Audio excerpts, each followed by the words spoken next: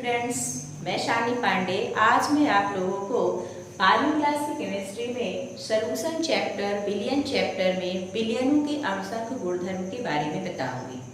ये मेरी चौथी वीडियो है। इससे पहले मैंने 3 वीडियो बनाई हुई है। अगर आप लोगों को पहली वाली वीडियोस देखनी है तो मैं उसकी जानकारी, उसकी लिंक मैं डिस्क्रिप्शन बॉक्स में दे दूंगी, जिससे आपको ये वीडियो अच्छे से समझ में आए। तो चलिए स्टार्ट करते हैं।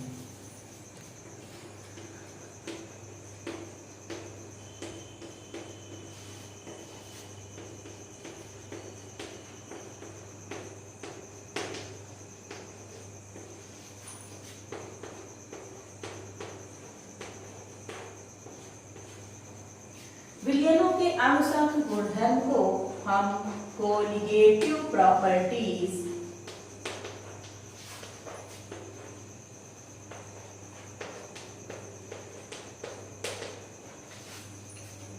ऑफ सॉल्यूशन भी कहते हैं। ये है क्या? विलयनों के ऐसे गुण जो कि किसी निश्चित आयतन के विलायक में विलय के कणों की संख्या पर निर्भर करते हो, उन गुणों को विलयन का अणुसंख्य गुणधर्म कहते हैं। फिर से सुनिएगा, विलयनों के ऐसे गुण जो विलय के कणों की संख्या पर निर्भर करते हैं, विलय की प्रकृति पर निर्भर नहीं करते, उन गुणों को हम विलयनों के अणुसंख्य गुणधर्म कहते हैं। ये अणुसंख्य जो गुणधर्म है, इसके 4 प्रकार हैं। 4 अणुसंख्य गुणधर्म है। पहला है वाष्प दाब का आपेक्षिक अवनमन। वाष्प दाब का आपेक्षिक अवनमन। सेकंड है क्वथनांक में उन्नयन। क्वथनांक में उन्नयन। तीसरा है हिमांक में अवनमन।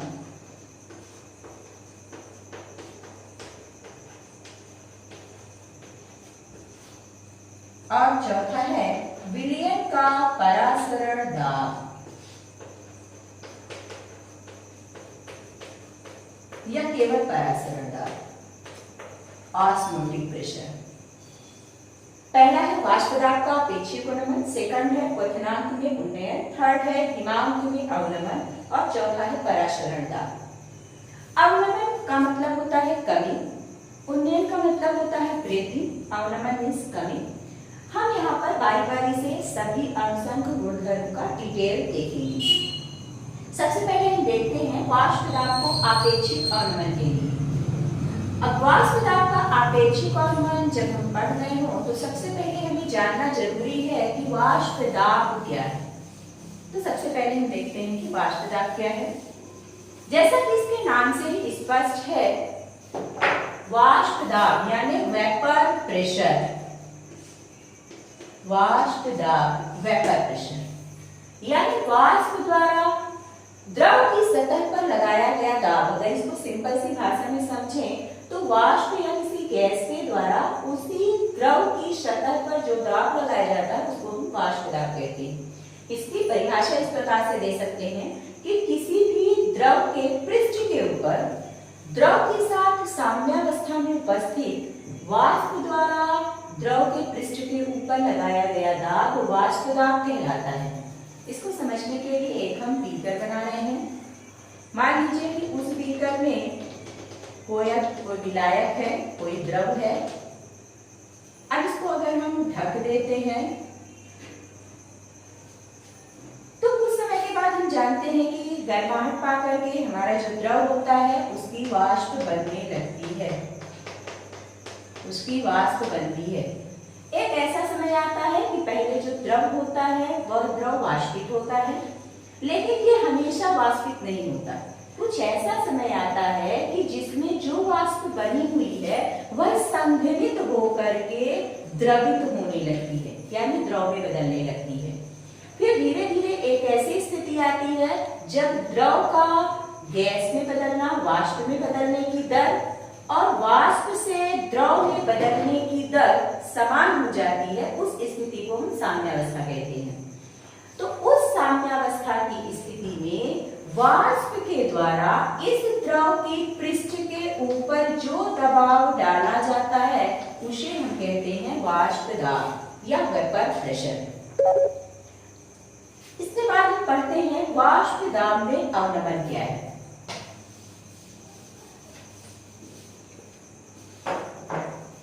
वाष्प दाब में अवनमन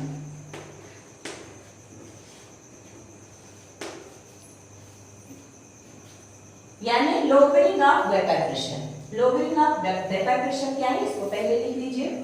जब किसी शुद्ध विलायक में कोई अवाष्पशील विलेय पदार्थ मिलाया जाता है तब जो विलयन बनता है उस विलयन की वाष्प दाब में कमी आ जाती है।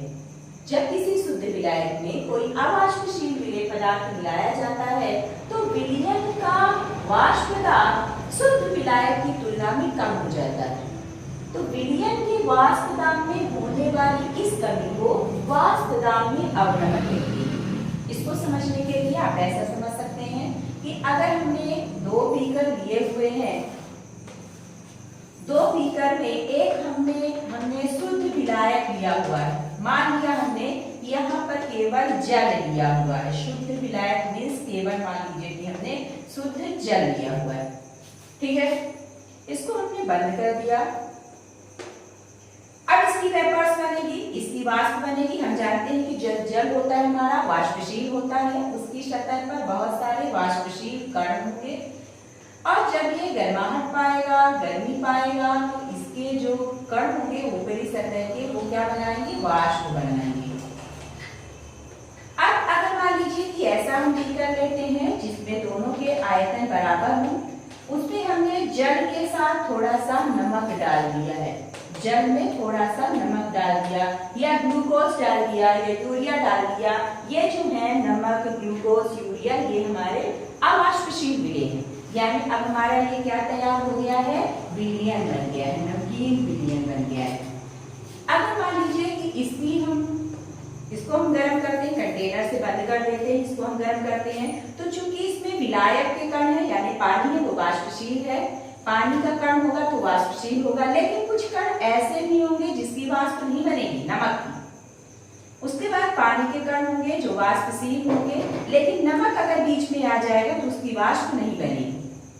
फिर पानी के कण इस प्रकार से अगर हम देखें तो वाष्प जो सतह होगा उसकी सतह पर वाष्पशील कणों की संख्या क्या हो जाएगी, कम हो जाएगी। तो जो वाष्प बनेगी, वाष्प केवल वाष्पशील पदार्थ की बनती है।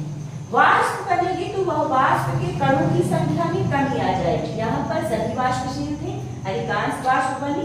यहाँ पर कुछ कण ऐसे थे जिसकी वाष्प नहीं बनी तो वाष्प के कणों की संख्या में कमी आ जाएगी। तो यह ज्यादा दबाव डालेगा क्योंकि इसके कणों की संख्या क्या है, ज्यादा। तो ज्यादा वाष्प बनेगी तो द्रव की सतह पर ज्यादा दबाव डलेगा। कम वाष्प बनेगी तो द्रव की सतह पर कम दबाव डलेगा। इसका मतलब है कि जब किसी शुद्ध विलायक में कोई अवाष्पशील विलेय पदार्थ मिला दिया जाता है तो जो विलयन बनता है उसका वाष्प दाब शुद्ध विलायक की तुलना में कम हो जाता है। इसे हम कहते हैं वाष्प दाब में अवनमन। अब आगे हम चलते हैं वाष्प दाब के आपेक्षिक अवनमन से संबंधित, जिसे हम राउट के नियम से जानते हैं। इसी में आप पढ़ेंगे राउट का नियम। तो सबसे पहले देख लेते हैं कि राउट का नियम क्या है।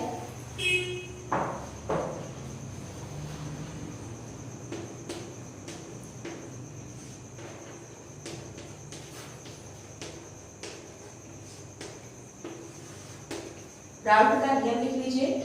किसी दिए हुए ताप पर किसी अवाष्पशील विलेय युक्त विलयन का वाष्प दाब उस विलयन में उपस्थित विलायक के मोल प्रभाज के समानुपाती होता है।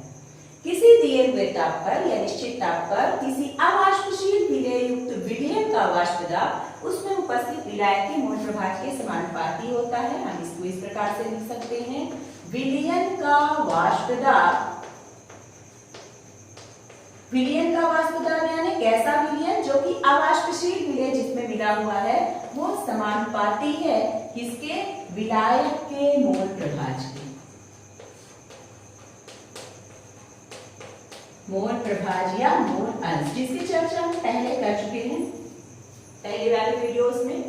अब विलयन का जो वाष्प पदार्थ है उसे किससे प्रदर्शित करते हैं? PS से रिप्रेजेंट करते हैं। इज प्रोपोर्शनल टू विलायक का मोल प्रभाव इंडिकेट करते हैं X2 से। अब यहाँ पर समानुपाती का चिन्ह हटाएंगे तो हमें पता है कि स्थिरांक आएगा PS इज इक्वल टू, यहाँ पर जो स्थिरांक आएगा उसको P0 से रिप्रेजेंट किया जाता है। ये P0 एक स्थिरांक है जिसे हम शुद्ध विलायक का वाष्प पदार्थ कहते हैं X2। P0 क्या है? स्थिरांक है, इसका मान नहीं बदलेगा, हर एक के लिए निश्चित रहता है। स्थिरांक है जिसे शुद्ध विलायक का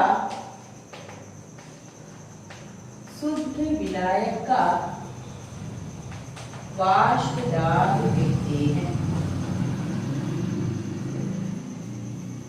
अब इसका हम गणितीय व्यंजक देख लेते हैं या राउट के नियम की व्युत्पत्ति देख लेते हैं।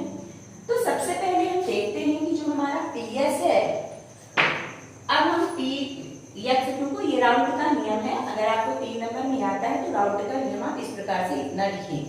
फिर उसके बाद राउट के नियम की व्युत्पत्ति। राउट के नियम को एक और हम कहते हैं, वो नियम क्या है कि किसी भी अवाष्पशील, किसी भी विलयन का आपेक्षिक वाष्प दाब उसमें उपस्थित विलेय के मोल प्रभाज के बराबर होता है। इसे भी राउट का नियम कहते हैं। उसकी व्युत्पत्ति देख लेते हैं कि किस प्रकार से उसकी व्युत्पत्ति है। हमने क्या कहा? वाष्प दाब का आपेक्षिक अवनमन विलेय के मोल प्रभाज के बराबर होता है, वर्ग में राउट के नियम से जाना जाता है। और उसकी हम व्युत्पत्ति देख लेते हैं। तो राउट के नियम की व्युत्पत्ति,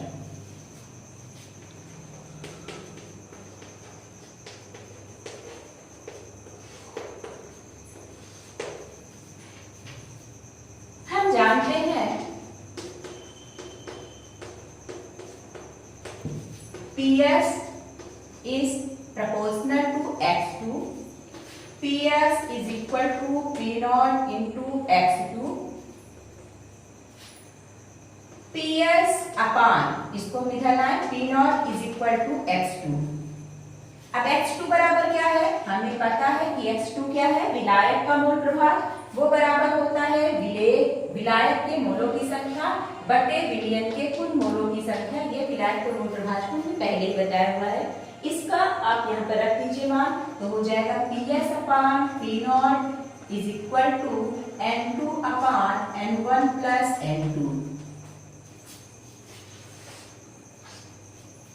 अब दोनों पक्षों को एक में से घटा दीजिए तो हो जाएगा दोनों पक्षों को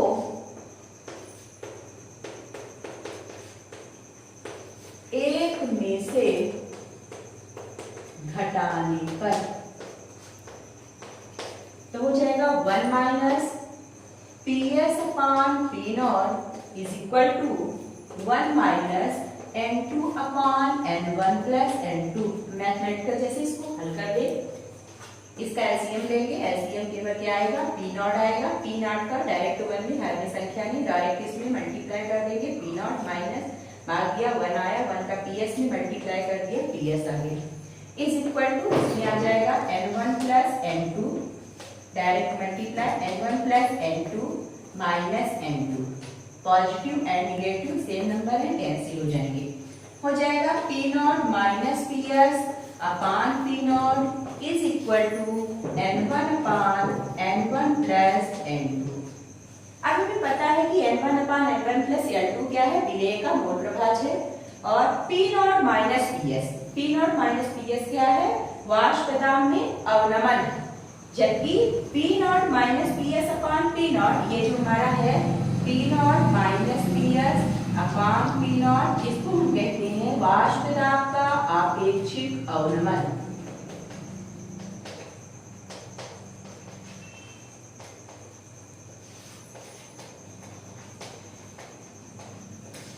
जबकि N1 upon N1 plus N2, ये आपका जो फार्मूला है, ये फार्मूला हमारा है, ये हमारा क्या हो जाएगा? विलेय का मोल प्रभाज, पूरा विलेय का मोल प्रभाज। हम इसे ये निष्कर्ष निकाल सकते हैं कि वाष्प दाब में जो आपेक्षिक अवनमन है वह विलेय के मूल प्रभाज के बराबर होता है। ये राउटे के नियम की व्युत्पत्ति है। अब इसके बाद हम यहाँ पर देखते हैं, एक और लेके चलते हैं। जैसे मान लीजिए कि वाष्प दाब में जो आपेक्षिक अवनमन है उसकी सहायता से किसी भी अवाष्पशील विलेय के मोलर द्रव्यमान की गणना का व्युत्पन्न। मोलर द्रव्यमान को हम किस प्रकार से ज्ञात कर सकते हैं उसके लिए हम देखते हैं।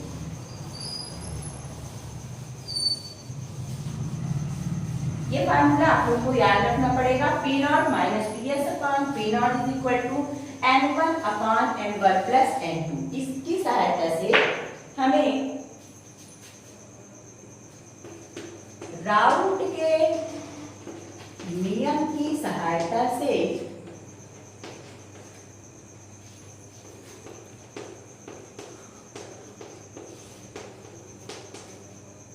विलेय के, अभिलेय किस प्रकार का है, अवाष्पशील विलेय है।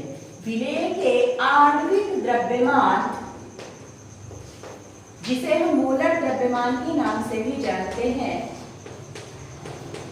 मोलर द्रव्यमान की गणना का सूत्र।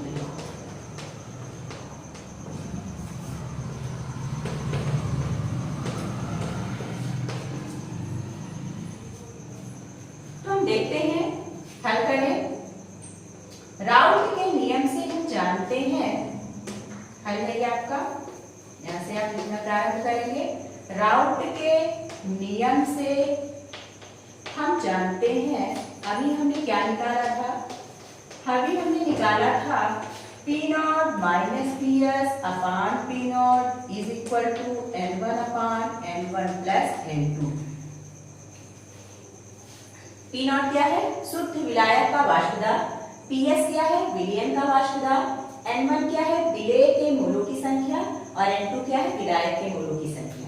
अब यहाँ पर हम मान लेते हैं, क्योंकि हमें पता है कि N1 बराबर क्या होता है, विलेय की मोलों की संख्या बराबर क्या होता है, विलेय का द्रव्यमान जिसे हम W1 से रिप्रेजेंट करेंगे यहाँ पर, और विलेय का मोलर द्रव्यमान जिसे हम M1 से इंडिकेट करेंगे। फिर इसी प्रकार से N2 यानी विलायक के मोलों की संख्या क्या होती है, विलायक का द्रव्यमान बटे विलायक का अणु द्रव्यमान। अब इस N1 और N2 का मान यहाँ पर रख लीजिए, क्योंकि हम जानते हैं अगर हम तनु विलयन लेते हैं तो तनु विलयन के लिए जो N1 का मान है वो N2 की तुलना में बहुत कम है। तनु विलयन पहले परिभाषित कर चुके हैं, जिसमें विलेय पदार्थ की मात्रा विलायक की अपेक्षा बहुत कम होती है, उसे हम तनु विलयन कहते हैं। तो तनु विलयन के लिए N1 जो है वह बहुत लेस है, किससे, N2 की तुलना में। N2 हमारा बहुत ज्यादा होता है N1 की तुलना में।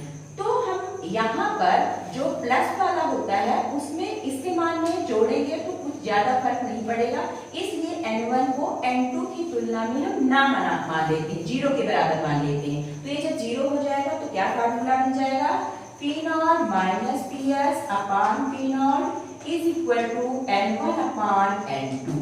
यहाँ पर N1 को 0 के बराबर मानिए, तो ये N1 अपॉन N2। अब हम इनकी वैल्यू रख दें तो हो जाएगा P not minus PS upon P not is equal to N1 की वैल्यू है W1 अपॉन M1,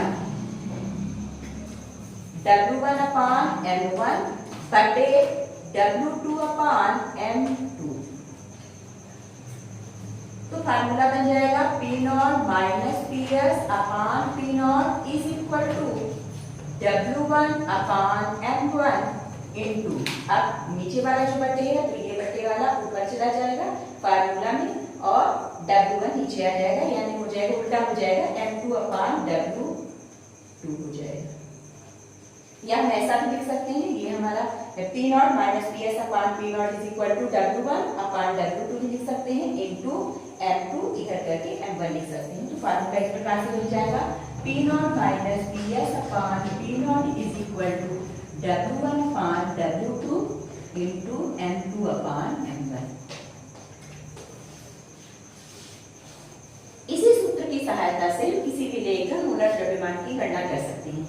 अब थोड़ा समझिएगा, इसमें हम ज्यादातर क्वेश्चन जो है वो किस प्रकार से पूछे जाते हैं, या तो विलयन का वाष्प दाब निकालने के लिए आता है अधिकांश बार, या तो फिर विलेय के आणविक द्रव्यमान का मान निकालने के लिए आता है। आप फिर से लिख लीजिए कौन सी चीज क्या है।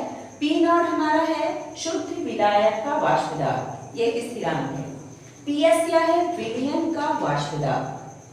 P0 वही हो गया शुद्ध विलायक का वाष्प दाब। W1 विलेय का द्रव्यमान, W2 विलायक का द्रव्यमान, M2 विलायक का मूलक द्रव्यमान या अणु द्रव्यमान, M1 विलेय का मूलक द्रव्यमान या अणु द्रव्यमान। अब इसी से संबंधित न्यूमेरिकल क्वेश्चन है जिसको हम अगली वाली वीडियोस में बताएंगे, ठीक है।